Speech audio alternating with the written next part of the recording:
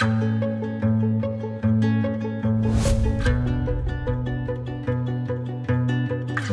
मैं आप सबको एक चीज़ बताना चाहता हूँ।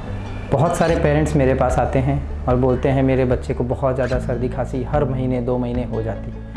आपको ये जानकर आश्चर्य होगा कि किसी भी बच्चे को 2 साल की उम्र तक 6 से 8 बार यानी प्रति वर्ष यानी कि हर 1-2 महीने में सर्दी खांसी होना एकदम नॉर्मल है। इसमें कोई ऐसा नहीं है कि बच्चे की इम्यूनिटी, जिसे हम रोग प्रतिकारक क्षमता बोलते हैं, वो कम हो गई है या कोई तकलीफ़ है। It's a normal process of developing there immune system. Thank you.